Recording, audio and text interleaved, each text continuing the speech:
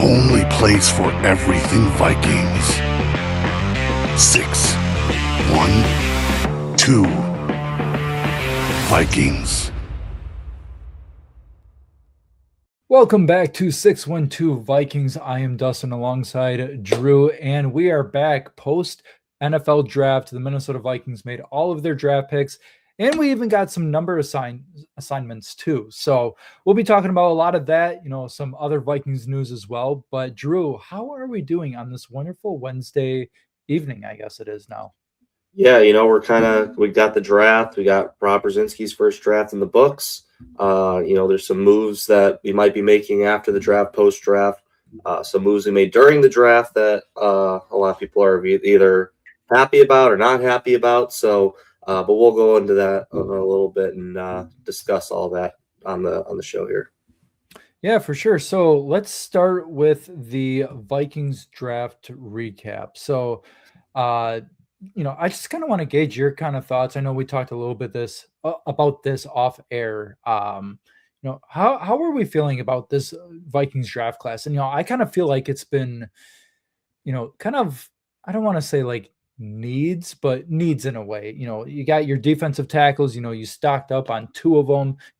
Two pretty good tackle or D tackles if they pan out right.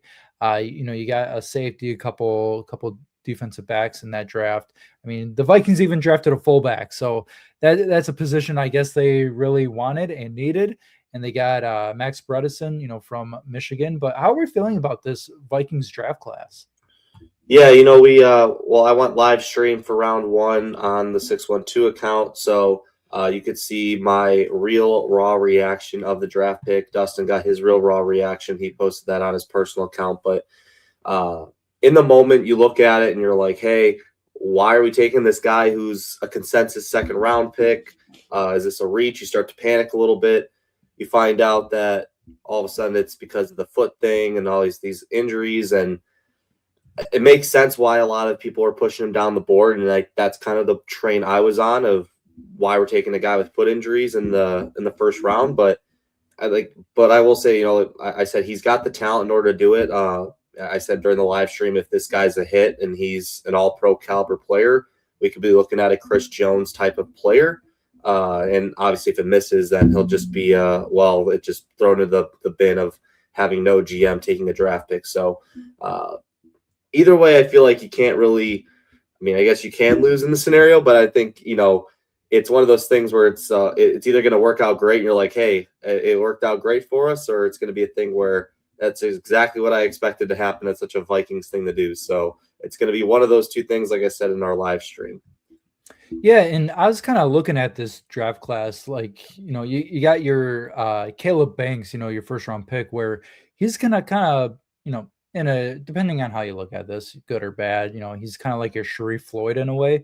He's also from Florida as well. So the upside is there. He has a really high ceiling and a really high floor. So we'll see how that goes. You just got to stay healthy. Galde, however you say it, he's your Andrew Van Ginkel 2.0, it sounds like. You got a tackle, you got Big Citrus, the coolest nickname probably in the draft. Possible Harrison Smith replacement in Jacoby Thomas. You got your fullback. And then Claiborne, he's kind of like your Jerick McKinnon too. We're going to go over this, but he picked number 21. So that Jerick McKinnon was also 21 at one point. So you kind of got a couple good, pieces in this draft where, a lot of people are kind of thinking, is this a coach driven draft class where a lot of the coaches were pounding the table for some of these guys?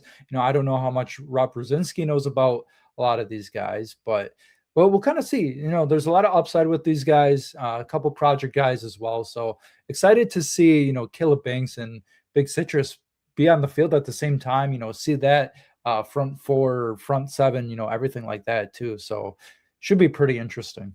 Yeah, and I think the big thing that, because we didn't do a day 2 or day 3 live stream, but I was out watching day 2, day 3, and the main common denominator that was really shown was obviously Caleb Banks. He's an athletic freak and can be that, like I said, Chris Jones 2.0 if he ends up hitting that ceiling. And then you look at some of the other guys like Jake Golda, he's an athletic freak. You look at guys like Caleb Tiernan, very athletic offensive tackle. Jacoby Thomas is like a blur on the edge if he's if he's coming off the blitz there.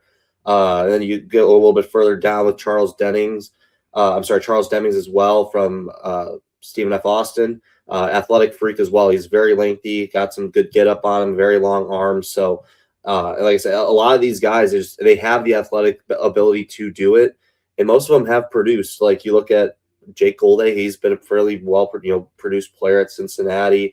Charles Demings at the FCS level did really, really well, and Damon Claiborne with his 4.37 speed. 1,000-yard rusher, and has played all 4 years, so he's experienced. He's played in those games, had some really good seasons at Wake Forest, and also had some bad seasons at Wake Forest. So he's kind of been on the double-edged sword of that, just because it's given the transfer portal and how all that works out. But and then we left it off with Gavin Gerhardt, which kind of seems like the pick of we wanted him as a UDFA. We didn't expect to get him as a UDFA, so we just drafted him instead. That's usually how the 7th round ends up usually going, in my opinion, at least. But yeah, I think with this draft, it's got a lot of potential to be good, but it also has potential to kind of be like that 22 class where it could be really, really bad. So the range of possibilities is all over the place, but sometimes that's what the draft really is all about. So there's people that'll say, hey, this Vikings draft sucks. This Vikings draft is good. I saw one that had us at like A- or A, and then there's one that had us at an F. So we're all over the board. So which really means that no one really knows how this class is going to end up being. So it's going to go either one of two ways. I just don't know if it'll be an F. I think there's going to be some players that produce out of this, but I think at worst case, we're probably looking at like an average C kind of class, I would say, is what I would expect kind of with this draft class, if it's kind of any ordinary draft sort of class for us. Yeah, I feel like, those mixed reviews can both be a good and bad thing. It kind of depends on the person at that point. We won't know what these guys are until year 3 in the NFL. So some of these guys could be developmental guys, day one starters, who knows, once week 1 comes around in training camp and all that fun stuff. But just going through a couple of the jersey numbers, I won't go through every single one of these guys, but Caleb Banks, we all know, is 95. Jake Golday, he's picking number 41. So he's pretty close to Andrew Van Ginkel's number there. I thought he would kind of stick in the teens. Did not go in the teens this time. Big Citrus, Dominique Orange, he's going to go with number 97, which I actually kind of like. I wish 98 was available for him, but 97 works as well. Jacoby Thomas is sticking with number 8. Max Bredesen, the fullback, he is going with number 45, which is pretty good. Good fullback number. It's not one of those weird, single digit or just, I don't know, weird numbers like 50s, or I don't even know if he can wear a 50 number, but yeah, it's interesting to go with those numbers as well. And then Claiborne, obviously we said he's number 21. So, and then Gerhardt, he's actually taken Jonathan Grenard's number. So that number did not last very long being available. So what do you think of these numbers? Do you like these numbers? Anything kind of stick out to you? Anything like that? Yeah, I mean, like I said, I think numbers are numbers at the end of the day. Some people might look at numbers and kind of look at the aura of it. I feel like some players, they can use a single digit number and be okay with it. Guys like Jamar Chase, Devontae Smith. I believe Mekhi Lemon's also a single digit number. So guys who have made it work at college, they transfer to the NFL. It's just something you just kind of get used to over time. But I'm not really, don't have too much stock in jersey numbers, but like I said, I just was hoping that you don't get those weird ones that like a Max Bredesen wearing a number 1. That'd be kind of a weird number to wear. But yeah, I think they'll be good. I think Claiborne's good with 21. I think that's a clean number on him, and we'll see how it goes in the future, because sometimes a lot of these rookies, especially the late round rookies, will end up changing it later on if they end up being hits in the draft. So we'll see how that ends up going for them. Yeah, and then after the draft, we also had some free agency news. Our kind of third wave of free agency. After the draft, Jawan Jennings. He was a name that the Vikings kind of had in their mind, I guess. They brought him in for a day or two, kind of see where he was. Left the building without a contract, unfortunately. That's kind of the only update we have on him right now. And I guess in the past couple of days, Albert Breer kind of posted that he wants wide receiver 2 money. So, that Higgins, Williams, Devontae Smith, Devontae Adams, maybe that kind of range, that's 20 or 30 million though, fringe wide receiver one guys. Otherwise you have guys like Pittman, Dobbs, Cooper Kupp, in that 13 to $18 million range. And I think the Vikings have around $12 million in cap space, if I'm looking at that right. So, I don't know what Juwan Jennings wants in terms of a contract, 1 year, 2 years. Well, what's something that Juwan Jennings can get from the Minnesota Vikings, contract wise? And you think he probably signs with us? Yeah, I think right now there's a lot of reports out there saying he wants wide receiver 2 money, and right now you're probably looking at that being in the 20 million range, like maybe the mid to low 20 million range. So I just don't see the Vikings really doing that. I think the only way they could make that work is if it's very heavy on the signing bonus portion, where they can add a void year or 2 or just backload that and have it be a 1-year deal and just really surround the quarterback with some good weapons. I think that's the only way I'd really see it possibly happening. But given, the state income taxes and all that, it's not like, Texas or Florida where you can get the no state income tax. So you get a little bit more money there. But if he's willing to work with that, all to him for it. But right now, I think it just seems like it's a big waiting game right now. It sounds like everything went well. I think right now it's just trying to find the numbers and just kind of allowing him to see if there's anything better out there. Just kind of wait and see. My guess would be that if we don't hear anything within the next few days or a couple weeks, I would say probably by the summer, by like training camp, I think is when you'll most likely hear something that could be in late June, early July, possibly. So we'll see how things go and see if there's any other teams that end up trying to take a crack at him as well. Yeah, I think the only way the Vikings would make it work, if he is on that higher scale, the $13 to $18 million range, is if you're planning on possibly moving off from Addison, making Juwan Jennings a multi-year contract and moving off from Addison maybe in the next couple of years, trading him, whatever it is, and kind of making Juwan Jennings your wide receiver too, if he's looking for that money as well. And, making it work this year is kind of splitting reps with Addison. They're both, Addison could probably be a wide receiver 1 on a lot of different teams in the league. And, Juwan Jennings, I feel like I think he's solidified as a wide receiver 2, elite wide receiver 3, if he were to be on the Vikings. But wide receiver 2, I think, is just fine for him, splitting reps with Addison. They're probably, I don't want to say equally as good, but they have their own strengths and weaknesses with them too. Yeah, for sure. But with that said, going on to some more Vikings news, the Vikings are looking for their next general manager. They kind of opened up the search for that, and we have a couple different options as of late, within the past week or so. So we have Rob Brzezinski, he's kind of in the running as well. Ryan Grigson, those guys are both in-house.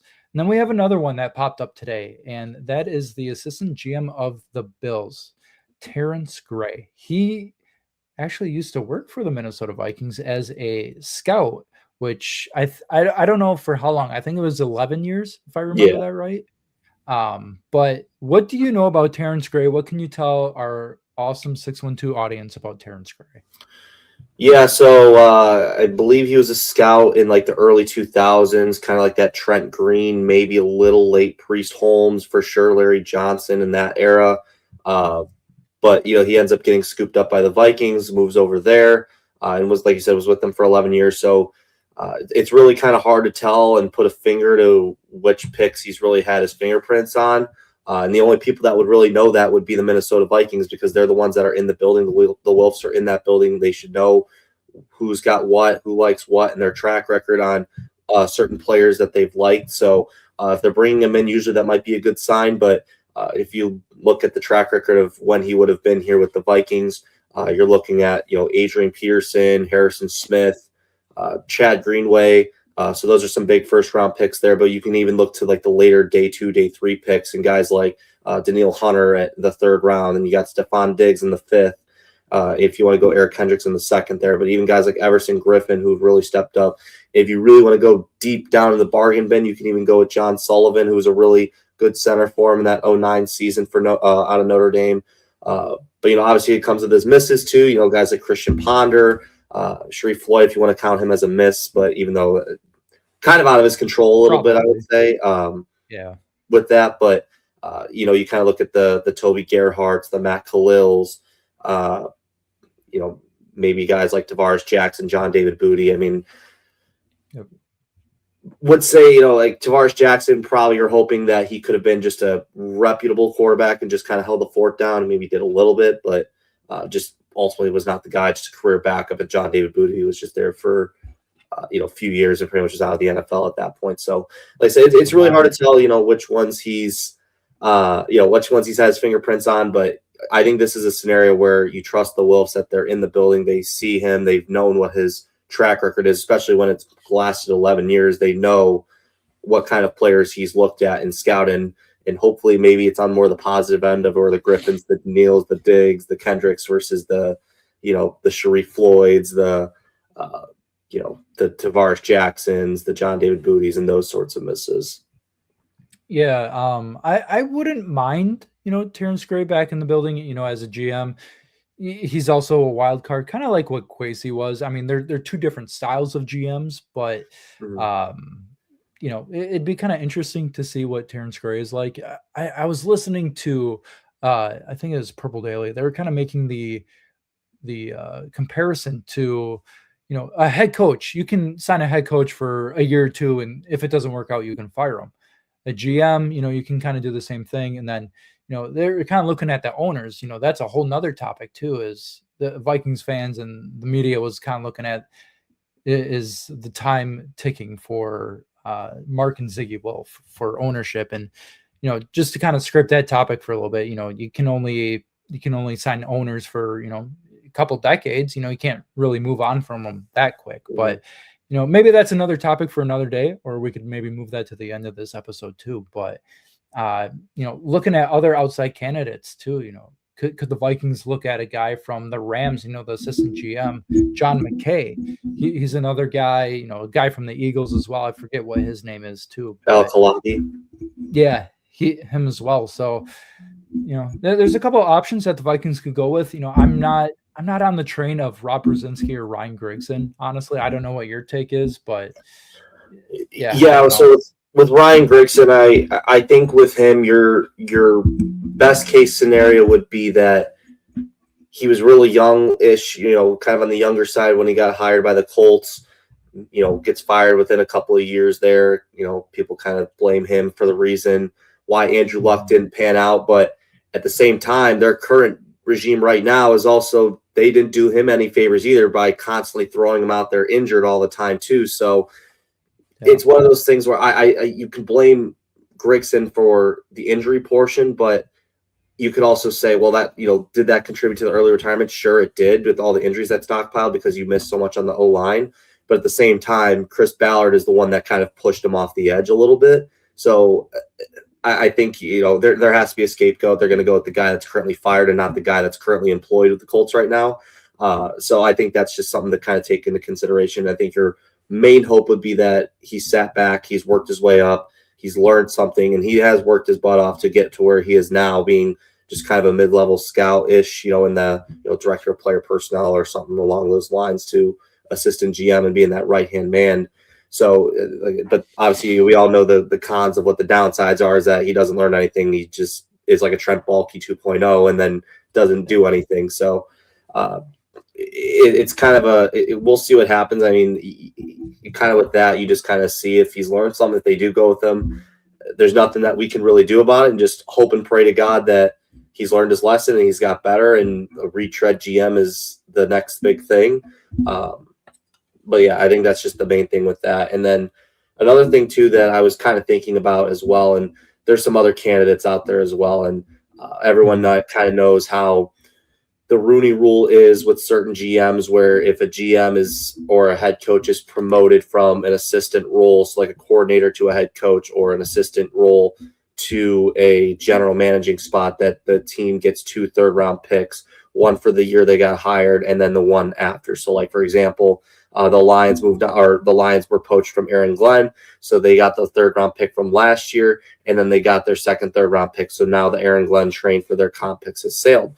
But what was really interesting was, if you look back a little bit earlier in the offseason, was that the Atlanta Falcons hired Ian Cunningham off the Chicago Bears, and they did not get those 2 third-round comp picks because Matt Ryan was then hired as the president of football operations. So I think an interesting idea could be this is, I know there's been a lot of steam with the Detroit Lions front office with Ray Agnew at their assistant general managing position. So to kind of go around that, if Ray Agnew is a guy that the Vikings do want to bring in and try to build what the Lions have done with drafting and bringing in talent from their side and rebuilding their team, do they promote Rob Brzezinski from, being that cap guy to the president of football operations? So that way you kind of bypass those 2 third-round comp picks and just take the same playbook out from the Atlanta Falcons with Ian Cunningham, with the Bears not getting those 2 third-round picks. So there's kind of a way to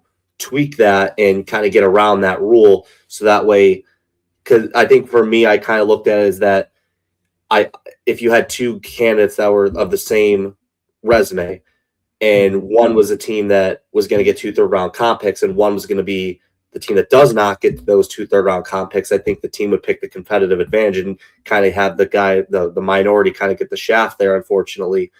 But we look at, now there might be a loophole where now it's kind of an even playing field. You just got to promote a guy for president of football ops, kind of what Atlanta did. So I think that could be a thing where that move alone, I think, could potentially open up the gates for Minnesota to do, and could be a huge benefit for them actually being one of the last hires for general manager versus being one of the first ones, similar to what we saw with Kevin O'Connell and Nathaniel Hackett, with that, him being a hot candidate, being the first coach taken, and Kevin O'Connell, I believe, was the last coach hired in that cycle. So there is some pros here with also just kind of waiting it out and kind of being at the end of this as well. So what are your kind of thoughts on that kind of complex playing 4D chess for the Vikings on kind of screwing the Lions a little bit?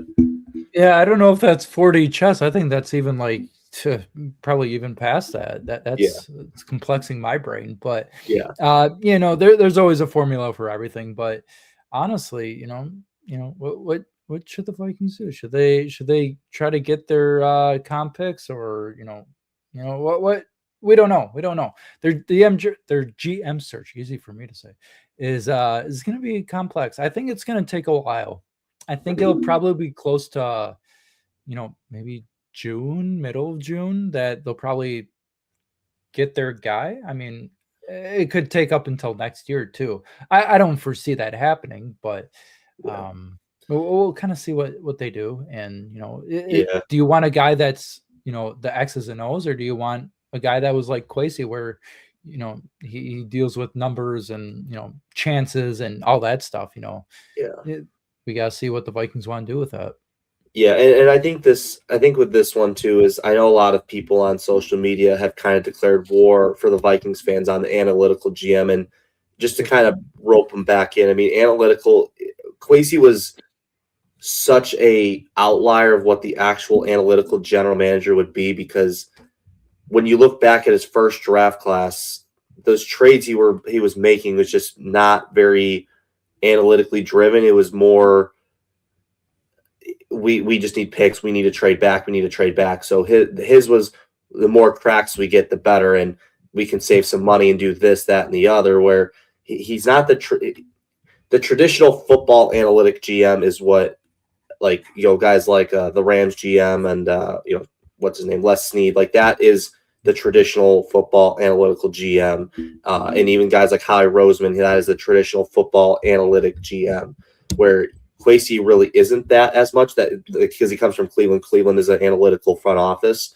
but his was just so far outside of the analytical spectrum, and the Vikings were like, hey, we're just going to take this flyer and see if this guy works. And unfortunately for him, it didn't. But they were trying anything just to do something different. That, hey, if we get this guy, this could be the first. And now everyone's chasing the Vikings, like how everyone's chasing, the next Josh Allen for their quarterbacks. We want the 6'5" guy that can throw the ball out of the yard and can also run.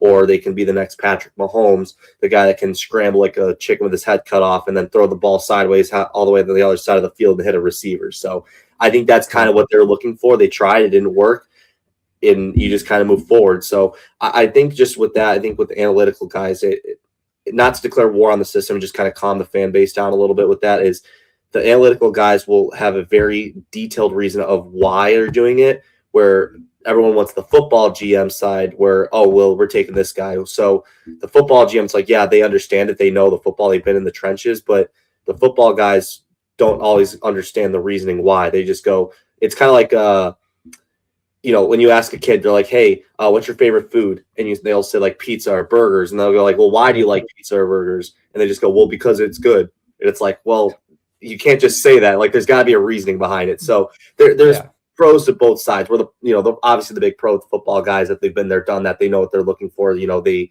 understand the movements, the concepts, the movements of how to move in football, where, obviously there are more numbers guys. They want results. So I think just kind of trying to find the blend of both, to try to get the best of both worlds, I think is the most ideal situation for the Vikings in their GM search. Yeah, we'll see what they do. I'm very interested in who they go with. I'm as much as I love Rob Brzezinski, I don't know if I would like to see him as the GM. I like him as the cap guy. He's fine doing that, or maybe another position too. But I would like to see a brand new, outside of the Vikings general manager. That can both be a good and bad thing. Grass isn't always greener on the other side. We don't know if it's even green on our side, so. It'll be interesting. It'll be interesting to see. And, who knows? Maybe by the next episode, we'll have another GM. It could come quick. It could be fat, take a while. So we'll see. Do you want to scrape a little bit about the Vikings ownership, or do you want to make that another episode? We can go through it now. Yeah. So I kind of went over it, a little bit ago, that, there's some reports and rumors, if you want to call it rumors, that the Vikings, are they looking to sell the team? Mark and Ziggy Wolf, are they looking to sell the Minnesota Vikings the same way that the Pohlads are looking to sell the Minnesota Twins? And a lot of people think no. A lot of people think yes, especially what they're doing this offseason. Last offseason, they spent the most money in free agency at, I think, $300 some million. And then this year they've spent, I think, $100 or $2 million less. And, one of the least spending teams in free agency this year. They got a punter, they got a corner, and they got a tackle, I believe. Those were like the three free agency signings. And, the rest were just re-signings. So a lot of people believe that, are the Wolves looking to sell the team? And I say that they're not. I think they're great owners. You got a great facility, you got a great stadium. They're looking to make the fans happy, best for the team, everything like that. Now, playoff success hasn't been a thing, in the time that they've been here. I think 3 playoff wins. That's pretty close to bottom of the barrel, if not the bottom.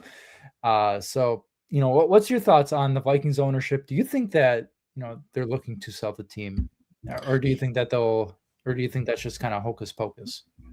I'm not buying that they're trying to sell the team, but I think they're good in the fact that they invest in the team. They invest in the facilities. They always care, because they're always at the top of the free agent report card. So they do care. Yeah. I think where it kind of comes in, and their biggest flaw is that they aren't always present. And I'm not saying present where it's like Jerry Jones, where they're like the general manager and overbearing, but they're kind of they're like the anti version of Jerry Jones. So you don't want to be too involved, but you also don't want to be not involved at all.